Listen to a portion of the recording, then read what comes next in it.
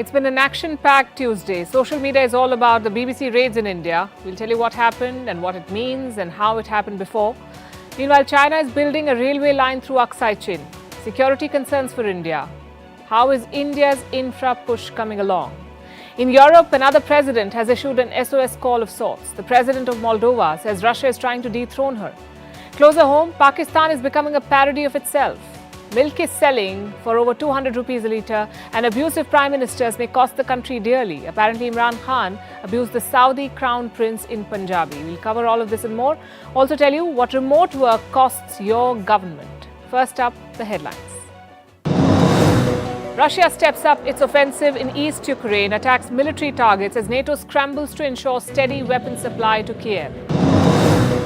Air India seals a historic deal with France's Airbus and America's Boeing. The Tata Group-led carrier will acquire 250 aircraft from Airbus and 220 Boeing aircraft in the biggest ever aviation deal. Prime Minister Modi calls it a landmark event. As US-China tensions continue over spy balloons, US Secretary of State Antony Blinken is considering meeting with China's top diplomat Wang Yi at the Munich Security Conference later this week. Cyclone-battered New Zealand has declared a state of national emergency.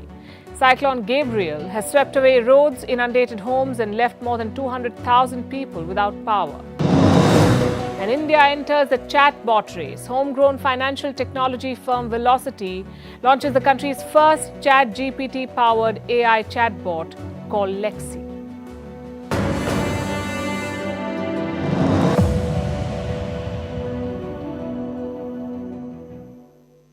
The BBC is back in the news. No, not for a new documentary, but for an income tax raid.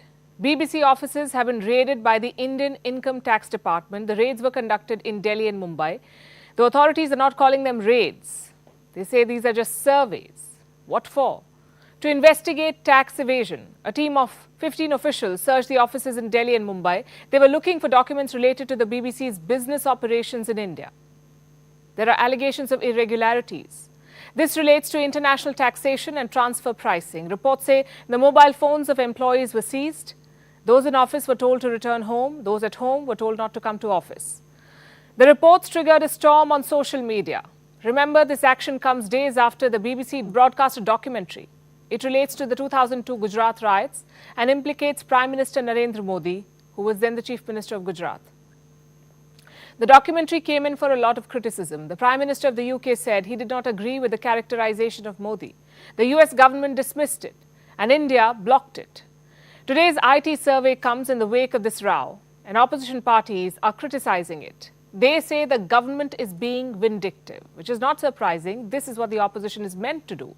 Would have been news had they supported the government's move. But here's something the opposition leaders may not bring up. The BBC has had a troubled history with India. It was launched as a mouthpiece of colonial Britain. And long after the British left, the broadcaster perpetuated their biases. The BBC has been repeatedly expelled from India, and every time it has been expelled, the Congress was in power.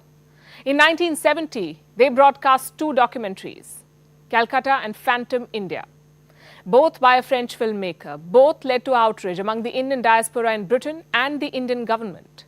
They showed India in a bad light. The then Congress government banned the documentaries and expelled the BBC from India for 2 years. Then in 1975, when Indira Gandhi imposed the emergency, the BBC was expelled again. A statement signed by 41 Congress MPs accused the BBC of broadcasting quote-unquote notoriously anti-India stories. They asked the government, and I'm quoting again, to not allow the BBC to report again from Indian soil. This time, there is no expulsion, not yet at least. The broadcaster is being investigated for tax evasion. The story is still developing. And while we called out the BBC's hypocrisy and bias on the documentary, we are in no position to comment on the raids until the investigation is concluded. At Vantage, we support media freedom. But we also believe that no broadcaster is above the law. The media should not be targeted for speaking truth to power, but the media cannot use that as an excuse to break tax rules or any rules for that matter. So all those frothing at the mouth on social media, we say wait for the full story to emerge and read some history in the meantime. As for the BBC, this is the last thing they needed. The broadcaster is losing both funds and credibility at an alarming rate. The latest scandal involves its chairman, Richard Sharp. He's been accused of making, quote-unquote, significant errors of judgment. He's charged with helping former Prime Minister Boris Johnson get a loan. In return, he's said to have secured the post of the BBC chair. Classic quid pro quo. Sharp denies it. Either way, it dents the reputation of an already battered BBC. Let me show you the findings of the British media regulator Ofcom. It says BBC journalists lack basic understanding of subjects and present data, and I'm quoting again, in the most alarming ways possible. A previous report on impartiality said audiences, quote-unquote, consistently rate the BBC less favourably. Complaints against the BBC have gone up by 3 times in the last few years, so playing victim in India may not help very much. They can accuse the Indian government of victimizing them, but how will they explain the backlash they face in their home country? Tax evasion or not, the BBC must realize it can no longer operate as a relic of the Raj and get away with doing hit jobs in India. And speaking of hit jobs, China is at it again, mounting a new challenge to India's sovereignty. It began with the CPEC, the China-Pakistan Economic Corridor. It goes through Pakistan-occupied Kashmir. It's a clear violation of India's sovereignty. But China sees no problem with it. In 2020, China announced a power project in Pakistan-occupied Kashmir, and now it is targeting Aksai Chin. China wants to build a railway line through India's Aksai Chin. This is the region we're talking about. It's Indian territory. China illegally occupied it during the 1962 war, and now it wants to consolidate its hold by building a railway line. It will connect Xinjiang to Tibet, and it will cut through Aksai Chin. As always, the Chinese paint this as a civilian project, but if you know anything about Chinese projects, you know that they always serve more than one purpose. This one, the railway line, has a distinct military purpose. The PLA, the People's Liberation Army, can use it to mobilize quickly, especially along the border with India. And New Delhi has a reason to be worried. Let me explain how this works. Tibet is at the center of this plan. China is building a massive railway network here.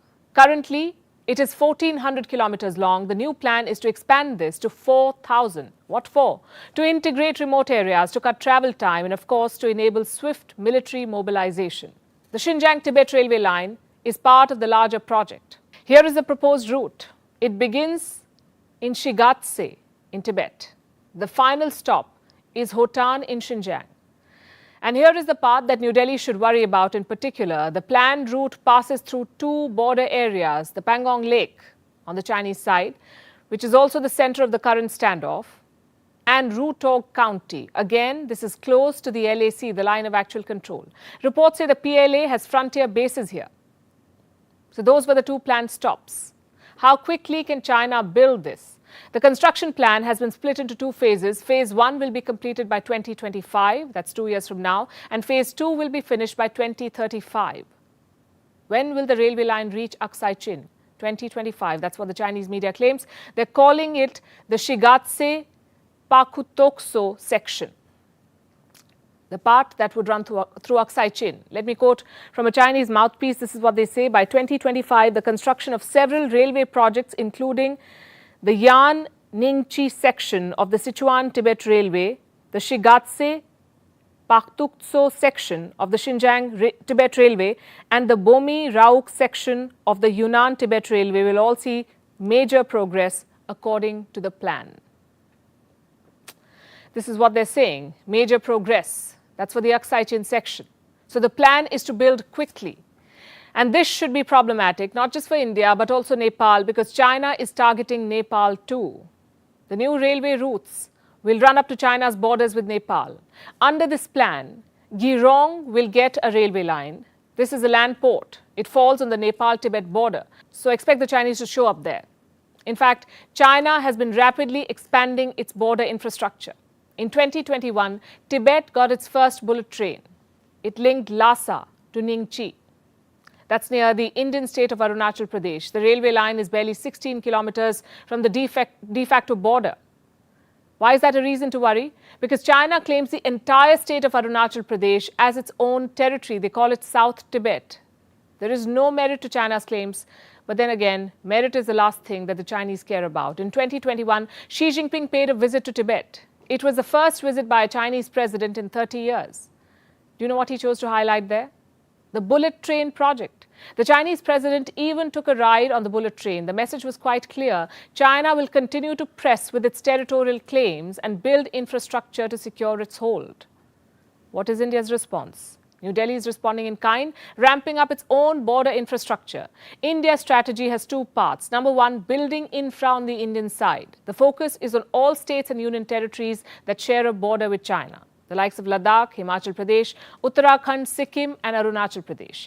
India is keen on improving connectivity to remote areas. More roads are being built. In fact, I have some data. From 2014 to 2022, India launched a massive construction spree. Over 6,000-kilometer long roads were built. Compare that to the previous years. Between 2008 and 2014, India built just over 3,000-kilometer long roads. So the pace of construction has doubled. That's part one of India's strategy. Part two involves India's immediate neighborhood. I'm talking about countries like Bangladesh, Bhutan, Nepal and Myanmar. India is investing heavily in these countries. It is funding connectivity projects, and dozens of them, like railway lines that connect Nepal to Bangladesh. And the Sitwe port project, it connects Myanmar to India's Mizoram. How will these investments help? China wants to expand its influence in South Asia. It wants to build more ports and highways. This will pile debt on India's neighbors and create security challenges for New Delhi. So India is working overtime to neutralize China's design, and it won't be easy. Because we hope to match in a few years what China has been doing for decades. While they're building or looking to build a railway line through Tibet, we are still working on Mumbai-Delhi connectivity. I know there's no comparison, but it tells you how India is making up for deficits of the past while trying to meet the challenges of the future. Meanwhile, back in China, they have a visitor, the president of Iran. He is there for a 3-day visit starting today. His name is Ebrahim Raisi. With him are his cabinet ministers. Raisi was reportedly sent a personal invite by Chinese President Xi Jinping. He has a host of meetings lined up, including talks with Xi and Chinese business delegations. Reports say Tehran hopes to sign deals worth $10 billion with China. What kind of deals? Railways, dams, power plants. Also on the agenda is the Iran nuclear deal, the one that the Americans junked under Donald Trump in 2018. Biden is trying to revive it, but it looks like a dead horse. Negotiations are stalled, which makes China's outreach to Iran all the more interesting and significant. Raisi's visit is the first by an Iranian president in nearly 2 decades, the first to China in 2 decades. Tehran attaches great importance to it. From a political point of view, President Raisi's visit to China is of great importance and special significance. It shows the relations between the two countries continue to develop in a favorable political environment. The visit will reflect the political will of the leaders of the two countries on issues such as expanding bilateral relations and safeguarding common interests. Ebrahim Raisi's visit comes as China and Iran are increasingly finding common ground. Not quite natural allies, but allies nonetheless. China has big ambitions in West Asia. Tehran is a vital cog in that plan, and it works for Iran too. Raisi has a lot on his plate at the moment. His country's nuclear program is under scrutiny. It is at odds with the Arab world, and the economy is down in the dumps. Tehran desperately needs money from the Chinese. Remember, the two countries signed a deal in 2021, Iran and China, 25-year-long, $400 billion deal. Beijing promised more investments in Tehran across sectors, ports, railways, banking, you name it. All of this was in exchange for Iran's oil. So it's a win-win partnership, except for the tiny detail about China's money coming with major strings and a potential debt trap. But here's one more thing that works for them. They have a common enemy in the United States. In fact, this has become a major point of convergence. A slew of US sanctions have brought Iran and China closer than ever before. In fact, let me quote from what Ebrahim Raisi said ahead of his visit. Iran and China believe that unilateralism and violent measures such as the imposition of unjust sanctions are the main source of a world fraught with crises and insecurity. Both China and Iran are unanimous in stressing that all countries should work together to achieve true multilateralism, international justice, and a just international order in the world. So what do the growing China-Iran ties mean for the world, for the United States, and for countries like India that have trade, cultural, and strategic ties with Iran, not to mention the Chabahar port? They'll have to play very safely, make their moves carefully. Because at the moment, China seems to be the best bet for Iran. China continues to be Iran's largest trading partner. As per the last data available, total trade between the two sides stood at around $25 billion. China also continues to buy oil from Iran despite American sanctions. The exact figures are not known, but reports suggest it's been at record levels in the past few months. Remember, Iran accounts for roughly 24% of the oil reserves in West Asia. And China needs this oil to drive its economy. Around half of China's crude oil imports are from West Asia. In 2021, Beijing imported nearly 81 million metric tons of crude oil from the region. So alignment with Iran is a strategic decision. China is pushing to include Iran in the BRICS grouping. Currently, it has Brazil, Russia, India, China and South Africa, that is BRICS, BRICS. Both Russia and China now want Iran to join. What does that mean for the US? Not good news. Chinese money flowing into Iran means Tehran gets the revenue it wants desperately. It weakens the impact of American sanctions, and the US says this money will fund Iran's nuclear program. But what's in it for Beijing? More oil, for sure, and more influence in the region. China has been working on it, which explains the China-Arab summit last year. Xi Jinping flew all the way to Riyadh to meet with top leaders of the Arab world. Together, they vowed to strengthen ties. Of course, the Saudis are on the other side of the power divide in West Asia. They're not friends with Iran. But China is working with them too. Reports say China signed 34 new investment agreements worth $50 billion with Saudi Arabia. This also shows China's growing footprint and America's waning influence in the region. As for India, it has been deepening its ties with its West Asian partners. Until recently, Iran was a key supplier of oil to India. It supplied around 10% of India's oil needs. That's before the American sanctions came in. India also invested around $85 million in developing the first phase of the Chabahar port. And this port is very crucial. It will give India direct access to Central Asia. It will help India circumvent Pakistan, the Chabahar port. Now, with China's entry, India will have to be watchful. Also ensure that this project, Chabahar, is completed on time. As for Tehran, it wants to balance ties. Reports say it also offered a China-style strategic deal to India last year. That deal focuses on attracting Indian investments. It is reportedly under consideration. So long story short, Raisi's visit to China has wider implications. This is much more than a regular diplomatic visit. It's about who holds a strategic edge over the other and what that means for existing players. Vantage continues after a short break.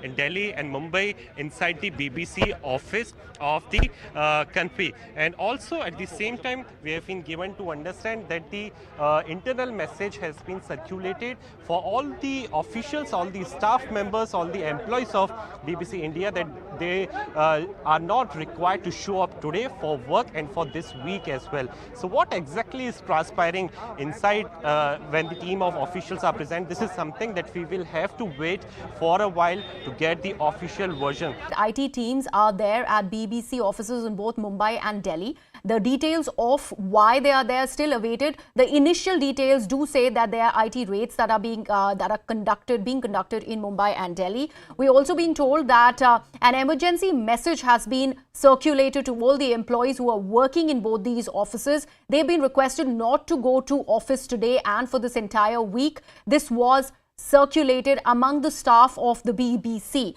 However, we do know that their phones have not been seized. We have managed to ascertain that information. Other than that, we've not managed to actually get more details. We are still awaiting those details. But these are things that we can put out for our viewers, that there's a IT raid that is happening at the BBC offices in Delhi and Mumbai, and there is a message that's been circulated to the employees not to attend work for this entire week. In fact, taking this across to my colleague Ashish Mehrishi to offer more perspective on the story, this big piece of news that we are breaking.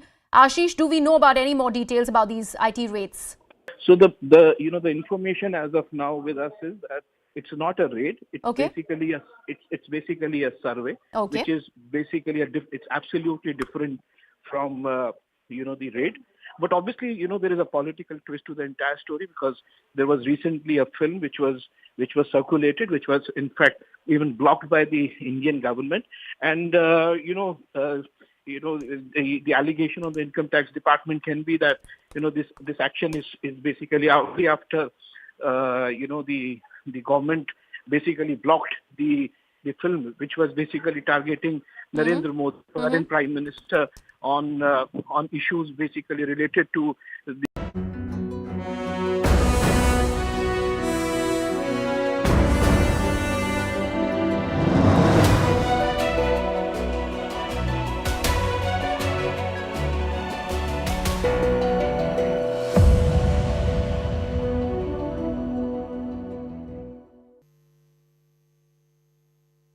In Europe, another government says it faces a threat from Russia. We're talking about Moldova. Their president has warned of a Russian plot, a plot to topple her government and install a puppet regime. Quick primer. Moldova is a former Soviet state. It borders Ukraine. Along with Ukraine, it hopes to join the EU. It has taken a lot of Ukrainian refugees and doesn't support Putin's war. Now Moldova says Russia wants to install a government that supports the Kremlin. On what basis is the president making these charges? On the basis of intelligence sent by Kiev. Ukrainian President Zelensky spoke about this in Europe last week. Needless to say, Russia has denied it. It says Moldova is going the Ukraine way, drumming up Russophobia to align with the West. Our next report decodes the latest crisis in Europe. Moldova's president, Maia Sandu, has warned of a Russian plot, a plot to destabilize the country and install a pro-Moscow regime. She described the details based on the intelligence shared by Ukraine. The plan for the next period involves actions involving saboteurs with military training, people dressed in civilian clothes who would undertake violent actions, attack government buildings and take hostages. By organizing violent actions disguised as protests of the so-called opposition, a change of power in Moldova is being pursued. What she described as right out of Russia's playbook. Russia was accused of using similar tactics in Ukraine in 2014.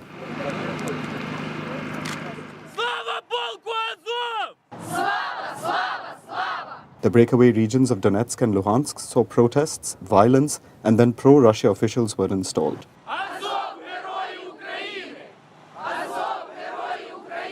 Now, Moldova fears the same. What could be the reasons behind this plot? Sandu says Russia has two motives. The purpose of these actions is to overthrow the constitutional order, change the legitimate government in Moldova to an illegal one, which would put our country at the service of Russia, in order to stop the process of European integration, but also so that Moldova can be used by Russia in its war against Ukraine. What's the basis of these charges? Intel from Ukraine. Is there any other proof? US officials were asked about this on Monday.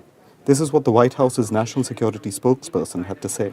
I know of no independent confirmation, but we're certainly not questioning the capacity, the will of the Russians and Mr. Putin to try to do that. It's perfectly right, a page right out of his playbook.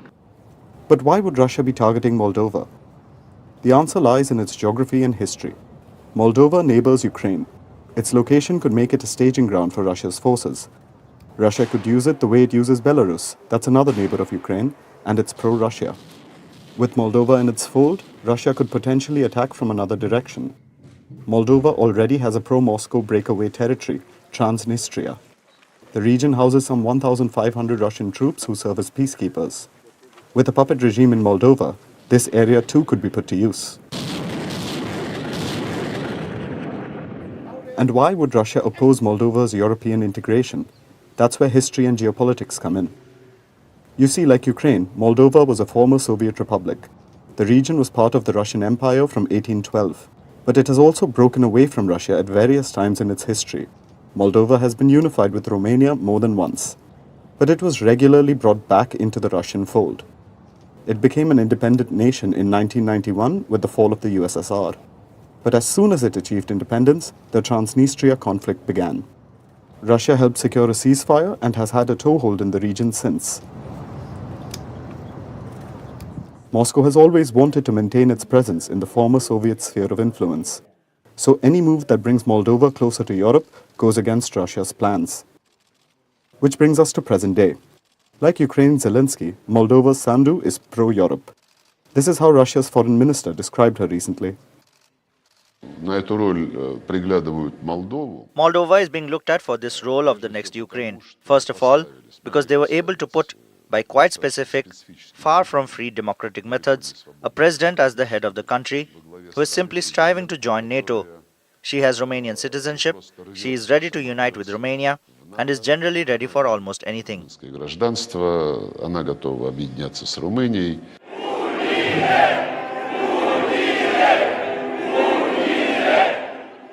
Reunification with Romania would greatly help Moldova, which is among the poorest European nations.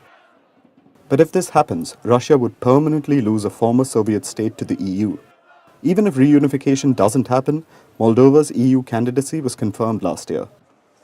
Under the current government, it seems Moldova will definitely move towards the West. So it makes sense for Russia to want a regime change. That doesn't mean Russia is pushing for it. Russia has denied the charges and lashed out at Moldova.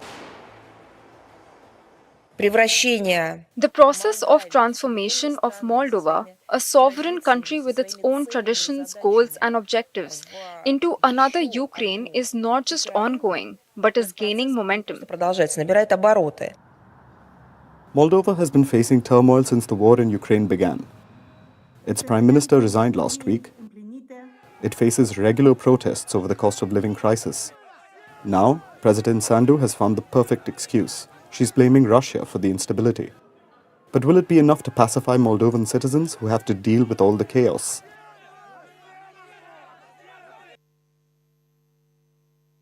Russia's rivals have more reasons to worry. Putin's invisible hand could be at work again. A new private army might be taking shape. An army inside an energy company.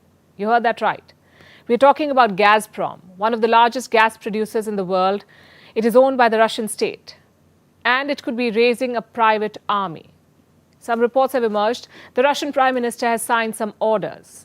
It allows Gazprom to form a private security company, a subsidiary of sorts for Gazprom. What will this company do?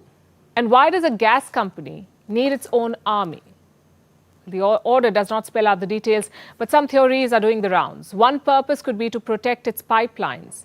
Gazprom is one of the largest gas extractors in the world. In 2021, it was the largest producer of natural gas. It owns about 178,000 kilometers of gas pipelines. 178,000 kilometers. They're spread out around the world. Gazprom is critical to Russia's economy. It is the main source of Russia's revenue. In 2019, it accounted for 5% of Russia's GDP, so the Russians could be securing their facilities. But there's one more theory. Gazprom could be building a security organization, one that could strengthen Russia's military power. And the idea is not far-fetched. State-owned enterprises often serve as an extension of the Russian state. Gazprom has a long history of this. Just look at the recent events. When Russia invaded Ukraine, the West punished the Russian economy. They slapped tough sanctions. In response, Moscow slashed gas supplies to Europe. 8 months after the war began, Russia cut 80% of gas supplies to the EU. Western Europe's gas stocks took a big hit. In 2021, it got 40% of its gas from Russia. By the end of 2022, that supply dropped to just 7.5%. Gazprom was the main supplier to Europe. It owns and operates the Nord Stream pipelines. They supply gas to Europe, and now it is slowly turning off the taps. This is economic warfare. Gazprom might take it to the next level. Ukraine has taken notice of these developments. Kiev says Gazprom could be following the example of the Wagner Group. What's the Wagner Group? A private Russian paramilitary unit believed to be deeply tied to the Kremlin. Reports say the Wagner Group is involved in the Ukraine war. It has tens of thousands of fighters on the battlefield. Many fighters were recruited from Russian jails. Wagner has mercenaries deployed in West Asia and Africa too. I'm talking about countries like Syria, Yemen, Libya, the Sudan, Mozambique, Madagascar, Central African Republic and Mali. What are Russian mercenaries doing in all these countries? They focus on two kinds of missions. One is protecting the elite or the ruling class, and second is protecting critical infrastructure. And this is no longer a secret. In fact, Russia promotes these mercenaries. The Russian foreign minister was recently in the Sudan. Sergei Lavrov spoke to the press. He highlighted the role of private militaries there. We have commented several times on the activities of our private military companies, which work at the direct request of the countries concerned, like in Central African Republic. This is a contribution to the normalization of the region as a whole, where terrorist gangs continue to be active. Lavrov has been dropping hints. Recently, he said it is important to protect Russian assets. That comment was made in Iraq. Was that a reference to Gazprom's new unit? Well, we shall find out soon enough. And talking about military might, India is keen to develop its own defense capabilities. I'm talking about the manufacturing of arms. From a net importer of weapons, India wants to become an exporter. Prime Minister Modi has set a new goal. He wants to triple India's arms exports. हमारा लक्ष्य है कि 2024-25 तक हम export के इस आंकड़े को $1.5 बिलियन से बढ़ाकर $5 बिलियन तक ले जाएंगे। इस दौरान किए गए प्रयास भारत के लिए एक लॉन्च पैड की तरह काम करेंगे। 5 billion in arms exports. The goal is ambitious. Is it realistic though? Let's look at the possibilities. Where does India stand today in defense exports? In the global arms bazaar, India's share is around 0.2%. That's very small, but that number does not do justice to recent strides. India has gained ground in arms exports. Indian defense products go to 75 countries. This includes some big-ticket deals like the Dhruv helicopter. This is a utility aircraft. It was made by state-owned HAL, that's Hindustan Aeronautics Limited. It is used by the Indian Air Force. So far, it's been sold to 3 countries, the Philippines, Mauritius, and Ecuador. Next on the list is the BrahMos missile. This is a supersonic cruise missile. It can be launched from submarines, ships, airplanes, or land. The missile was developed in collaboration with Russia. Recently, the Philippines bought the BrahMos. It was a $375 million deal. The first deliveries will be made this year. The Tejas fighter jet is also a viable candidate for exports. Again, it is made by the HAL. Reports say the airplane has been offered to Malaysia, and this is just the beginning. Established players are seriously looking at India, not just to sell their wares. They see India as a collaborator in manufacturing too. Aircraft manufacturer Boeing wants to invest. It plans to spend $24 million. What for? A logistics hub for airplane parts. It will be set up in India. And just today, Airbus made a major announcement. They have signed a deal with Air India.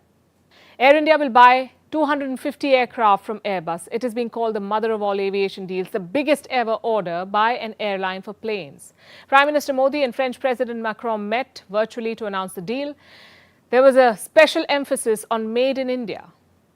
We are building a new ambition in the sectors of nuclear energy, microchips, space, cyber, biotech, to mention a few of them. And definitely France is clearly a place to invest in and a place for engineers, researchers, and this is why we want to build more with India. चाहे Indo Pacific क्षेत्र में सुरक्षा और स्थिरता का विषय हो या वैश्विक फूड सिक्योरिटी तथा हेल्थ सिक्योरिटी, भारत और फ्रांस साथ मिलकर सकारात्मक योगदान दे रहे हैं. Boeing and Airbus are selling commercial aircraft. How will this benefit India's defense sector? With Boeing and Airbus, both of them, they also make military aircraft. So their know-how can prove to be beneficial. Domestic manufacturing can supercharge defense exports. At the same time, there's a huge backlog. Recently, the government made a revelation in Parliament. It is about the DRDO, the Defense Research and Development Organization, DRDO. It is India's largest research organization for defense. It is run by the government of India, and it focuses on the development of weapons. The DRDO runs what are called multiple mission mode projects. These are high priority initiatives for India's armed forces. They fulfill specific operational requirements. So it is important that they're completed in a given time frame. But the DRDO is running 55 such projects right now. 23 of these are running behind schedule. What are these projects? from combat aircraft to drones to missiles, warships, even military gun systems. One of the main problems is cost escalation, meaning the cost to complete the projects has gone up. They started with a certain budget, but that budget is no longer good enough. The DRDO is going to need more cash to finish it. There are at least 12 such projects. They're running late because of cost considerations. The government is now stepping in. It has increased the frequency of project reviews. Officials from the armed forces are involved. The directors at DRDO have been given more control over the finances. The goal is to speed up the completion of projects. Defense manufacturing remains a promising sector. It can accelerate India's growth, but so far it has under-delivered. India is trying to unlock its true potential, and the recent moves are a step in the right direction. Now to Pakistan.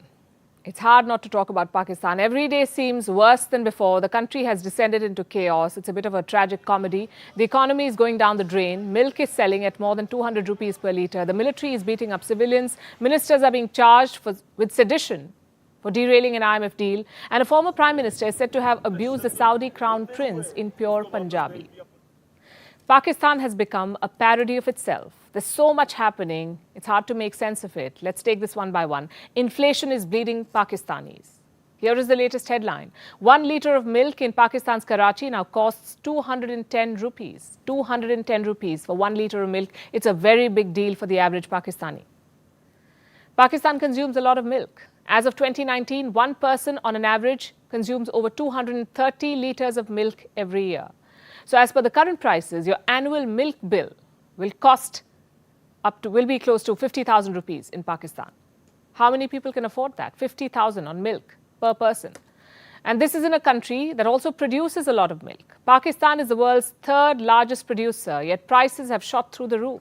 Same for chicken. In just 2 days, the price of live broiler chicken has jumped by 40 rupees. Chicken now costs Pakistanis up to 500 rupees a kilo. Chicken meat close to 800 rupees. Boneless chicken, 1100 rupees.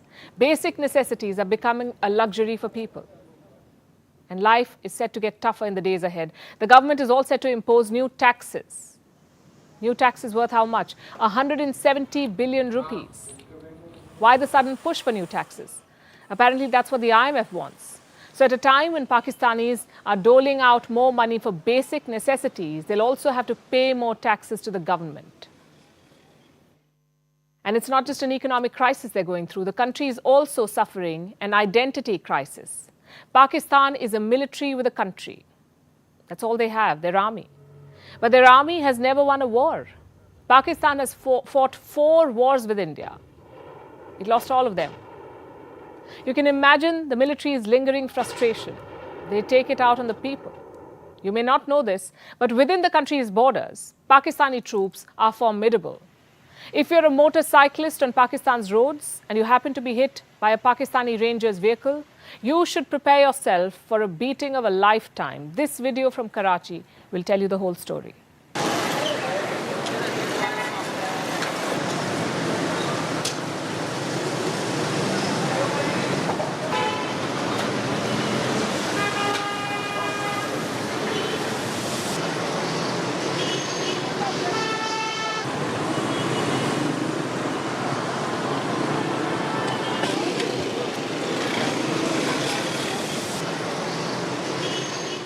You saw what happened. The Pakistani Rangers bumped into the bike rider, and instead of apologizing or helping the victim, they decided to beat him up. When the video went viral, they said the biker was actually a drug dealer on the run. But who's buying that story? As I said, the video tells the story. Now, if the economic crisis or the military doesn't get you, the country's investigative agencies will, even if you're a former cabinet minister. That's what has happened to a certain Shaukat Tareen. He was the finance minister of Pakistan from 2008 to 2010. Today, he's been booked for sedition. Why? Pakistan's Federal Investigation Agency says he tried to sabotage a bailout deal between Pakistan and the IMF. And how did he do that? By inducing the finance ministers of the states of Punjab and Khyber Pakhtunkhwa to create hurdles in the negotiations. We all know how desperately Pakistan needs the IMF money. It won't be able to survive without the bailout. Its forex reserves have plummeted to $2.9 billion. That won't even cover 3 weeks' worth of imports. So even the suspicion of creating hurdles in IMF talks will land you with a sedition charge. Now, so far, Pakistan has survived on dole from friends, like Saudi Arabia, a wealthy nation which Pakistan turns to whenever it needs money. But how does it repay this debt? With abuses in Punjabi. This is what Imran Khan is said to have done when he was the Prime Minister. In a cabinet meeting, he reportedly abused the Crown Prince of Saudi Arabia, Mohammed bin Salman. Sounds impossible. Well, not for Imran Khan. You know what happened next? One of Imran Khan's own ministers told this to the Saudi ambassador in Pakistan. And what did the Saudis do? They translated the abuse from Punjabi to Arabic. How did the story come out? Thanks to Pakistan's former Army Chief General Qamar Javed Bajwa, he apparently told this to a journalist. Now it's all over the papers. And it sums up the utter mess that is Pakistan today. And now to another scandal in the Catholic Church. A new investigation into the church has thrown up some shocking details. Almost 5,000 children were sexually abused. 5,000. This is in Portugal. The Portuguese Catholic Church has been investigating child sex abuse within its ranks. More than 500 people have testified. Now, most of these cases are old as the 1950s. And most of the abusers can no longer be tried. But it puts the church in the dock. It has covered up the truth for years. Child sex scandals in the Catholic Church have been coming to light since the 1980s. And pressure has been mounting to address these injustices. What is the church doing about its tainted legacy? Our next report explores. A report from Portugal is the latest to rock the Catholic Church. An expert panel has said that at least 4,815 people were sexually abused as children. This was done by church officials or affiliates on church properties. This includes in schools and orphanages run by the church, along with places of worship. More than 500 people testified. The 4,800 figure is an estimation based on these testimonies. The real number could be far higher. These are cases from as far back as the 1950s. In the past, the church has tried to cover up, then played down the scale of the abuse. Senior church officials said there were only a handful of abuse cases, but this report has rubbished all such claims. It was read out in front of senior clergymen and contained harrowing accounts of the abuse. It is an open wound that hurts and shames us. We ask forgiveness from all the victims, those who courageously gave their testimony, who were in silence for so many years, and those who still live with their pain in the depths of their hearts without sharing it with anyone. Child abuse is a heinous crime. Those who commit it must assume the consequences of their actions and the consequent civil, criminal, and moral responsibilities. It is necessary that they assume the truth without hiding it.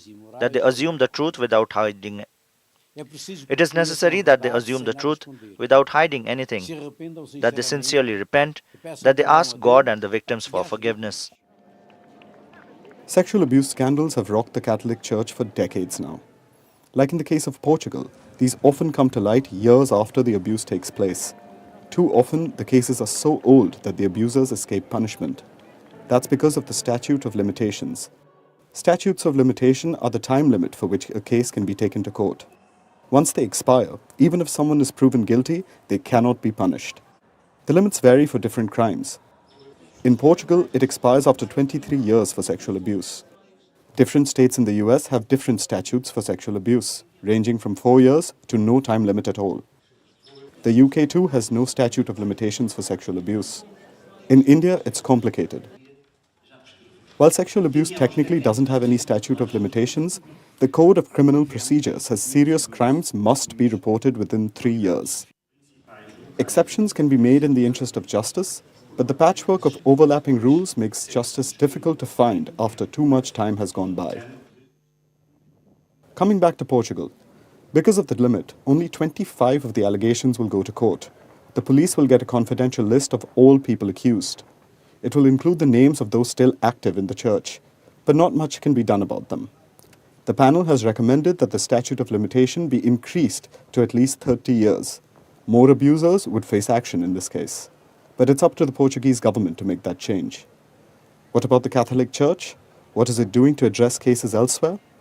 Pope Francis is under pressure to reform. Over the years, he's made some changes.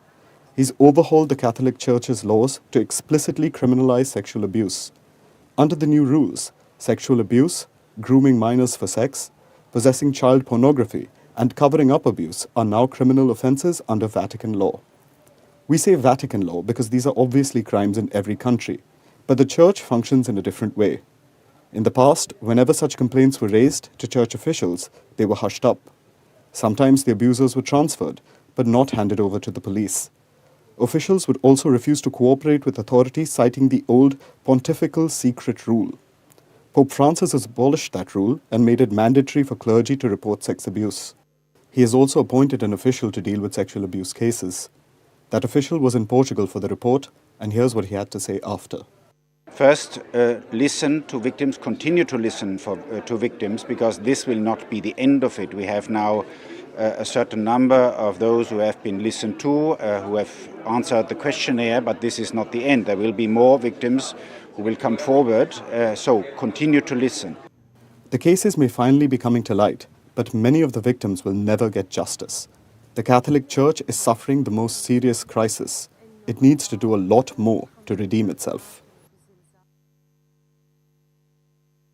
Now let's talk about work life. How's it going for you? 3 years into the pandemic, companies are calling their staff back, and we understand you might be unhappy about the commute or about the inability to attend meetings in pajamas. But returning to pre-pandemic work life, one tired yawn at a time, has become the reality. Businesses are doing everything to lure people back to office. It's understandable that this shift comes as a rude shock to so many, especially as return to pre-pandemic work schedule seems like a lost cause. But this shift is a source of pure joy to some. Probably your bosses, but mainly your government. Why? Because this return to work from office is reviving the economy. Cities are bustling with office workers again, at least a few days a week to start with. Love it or hate it, commuting is good for the economy, and local businesses are seeing a throng of customers. The cost of remote work goes much beyond what meets the eye. Think about how your expenditure reduced while you were working from home. Maybe you reduced meeting your work friends for a drink, or stopped grabbing that coffee from your favorite joint before work. The lack of these simple actions not only affects you directly, but also the economy. Remote work has tangible economic costs. Case in point, New York, one of the world's leading financial centers. The economic cost of remote work is more pronounced here than anywhere else in the US. Its in-person work week has shrunk to 3 days. People go to office 3 days a week. Manhattan workers are spending 30% fewer days in office and spending more than $12 billion less every year due to this. $12 billion less. How did it hit such a grand number? Let me break it down for you. An average worker spends more than $4,500 a year on simple things like meals and shopping near their offices. $4,500 per year. This figure is for New York. Other cities are not too far behind. In San Francisco, an average office goer spends about $3,000. In Chicago, $2,300. When you work from home, you don't spend this money, or you spend less, which means missed sales for local businesses. And they are the drivers of a city's economy. Then you have the real estate market, the transit system. You need less office space, you spend less on commute, tax revenue takes a hit. This impacts the government's income. With less money, how will the government maintain infrastructure, parks, subways, schools, all other essential facilities? How will they keep your city safe and clean? It's a real head scratcher. No wonder so many are pushing for an end to remote work. But it's not going to happen overnight. This year, only 6% of Londoners are expected to be in office 5 days a week. Only 6%. In Tokyo, about 14% of job postings were for remote work in 2022. In 2019, this was just 3%. What about India? In India, about 46% of the organizations are pushing employees to attend office full-time. 46%, 32% are offering the hybrid model. Moral of the story, work from home may not be working for your city. The economic cost is just becoming clearer. So maybe it's time to get back to your office desk, or think about it at the very least. Embrace the banter, gossip, and your manager's bad jokes that come with it. Think of this as your contribution to the economy. Let us know what you think. Write to us. And finally, Vantage shots. We couldn't have wrapped up without bringing this up. It's Valentine's Day today. Couples the world over celebrate love. Commerce booms. This day has become more about marketing than love. Look at the ads being shot at you. Even headphones are being sold as a symbol of love. But in India, Valentine's Day is also political. We have a love-hate relationship with the concept and what it's doing to our culture. So much so that it could have been celebrated as Cow Hug Day. That proposal was withdrawn. Doesn't change our love for cows. But in the age of Tinder and Bumble, the idea was a bit extreme. The rethink, we say, was well advised. Meanwhile, in Thailand, couples tied the knot while riding an elephant. In the UK, a woodland heart tribute by a man for his late wife. And if you're looking for a 1 in a million Valentine's Day gift and have about $14 million to spare, part of Croatia's unique heart-shaped islet is up for sale. Also in the spirit of love, but not for the weak-hearted, a Japanese artist celebrated or created freaky, flesh-like accessories. They range from mouth-shaped purses to dice with blinking eyes. They are a sight to behold. We're leaving you with these images. Thanks for watching. See you tomorrow.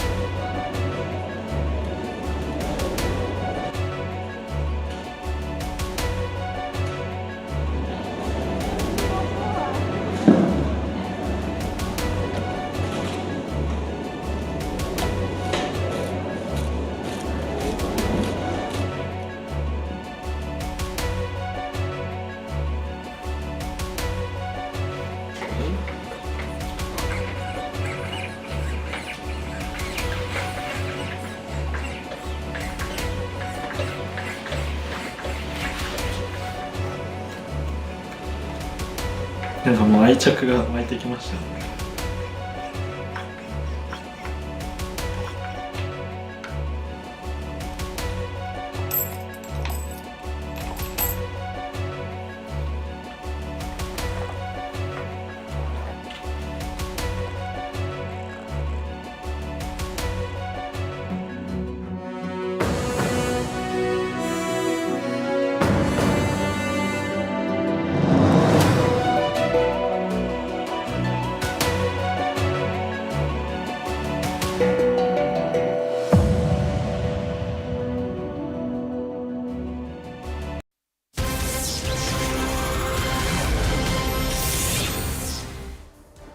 Hello and welcome to the late night edition with me Ayushman Singh Jamwal. Breaking news coming in at the top of the bulletin.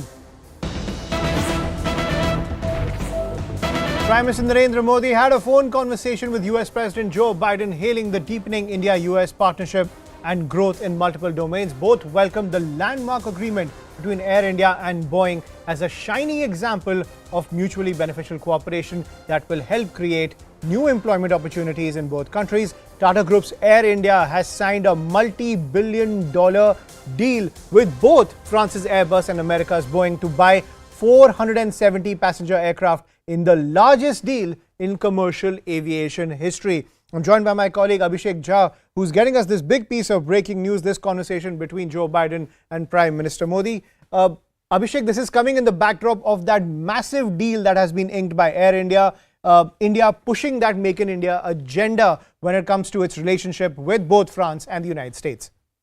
Of course, Ashman, and this is not just one company, Air India, making this huge multi-billion-dollar deals with USA, French, and UK, aviation company Airbus, but also it's a strong trust that India, USA have expressed in the past also, and now it looks very much poised for a very strong future as well, because this long multi-billion partnership is also going to have a span of many years. This is not just 2 years or 3 years, 10 years. So a long-term strategically trust that these two countries have developed. This is the highlight of this conversation or this major deal. Prime Minister Modi and USA President also talked about the recent conversation that had happened between between NSA Dowell and his USA counterpart, where India and USA have established this mechanism of discussing critical technology and how both these countries can collaborate on that, with a new dimension of tech and emerging, information warfare also becoming one part of the bilateral relation. This is an area where these countries want to have innovation and collaboration in the area of semiconductors, cyber warfare, drones, and other information communication too. So clearly an important, talk, a conversation between the two state leaders from India and USA. Right, and Abhishek, please stay with us now. Hailing the historic aviation deal, Prime Minister Narendra Modi held a virtual meeting with French President Emmanuel Macron. Listen in to what they had to say.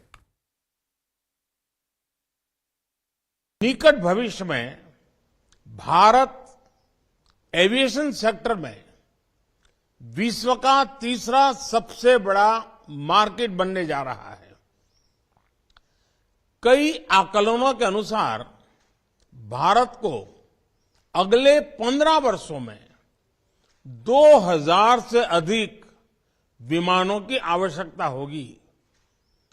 आज की ऐतिहासिक घोषणा इस बढ़ती मांग को पूरा करने में सहायक होगी।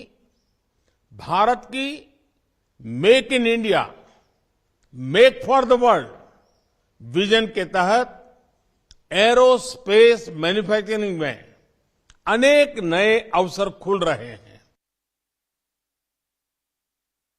The first one is that Airbus is contributing to the outstanding development of India, and the new 250 aircrafts which will be delivered to Air India will be one more step in this direction.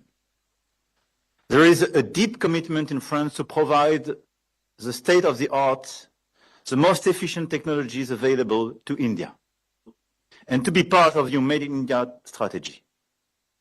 French government has put all my energy for the last 6 years to reinvigorate French industry. And beyond aviation, we are building a new ambition in the sectors of nuclear energy, microchips, space, cyber, biotech, to mention a few of them.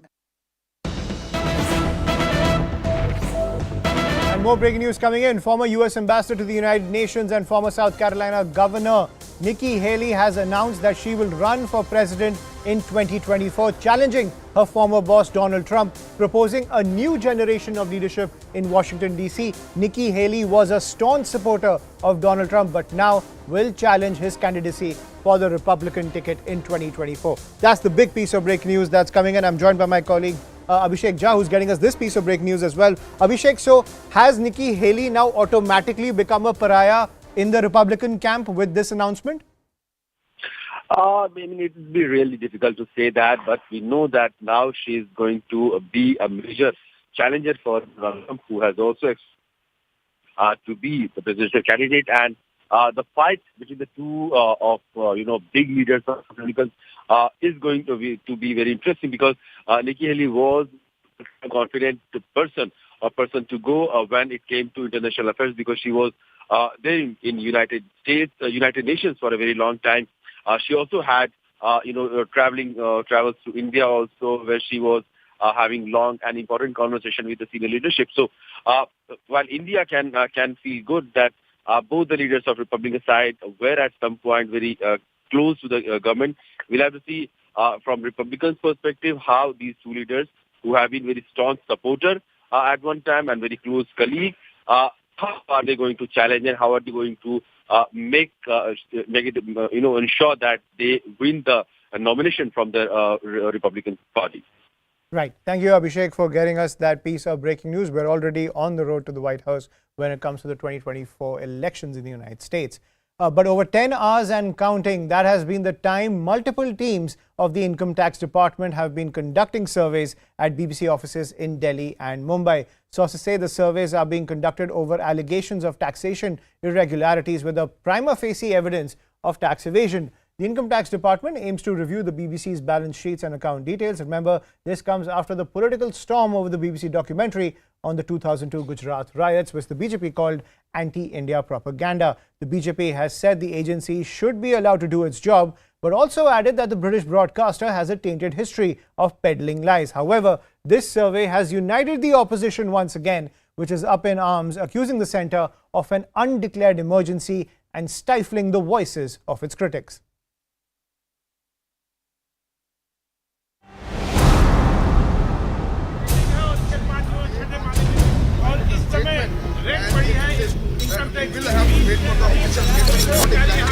आप लोग कौन रखते हैं? कौन gate खुलवा रहे हैं आप तक से 10 मिनट से? गेट क्यों खुलवा रहे हैं आप लोग? ऐसे बिना वारंट वारंट आपको पता है वारंट सील हो चुका है, कितना हुआ warrant? Income Tax Department officials landed up at the offices of the BBC in Mumbai and Delhi to carry out what they called surveys. The British broadcaster has been accused of international taxation and transfer pricing irregularities. Currently reporting from outside the BBC office in the national capital Delhi. This is the particular building where we have been given to understand that a team of the IT officials, they are very much present at this particular place. The tax department survey comes weeks after the BBC aired a two-part documentary on Prime Minister Modi and the 2002 Gujarat riots.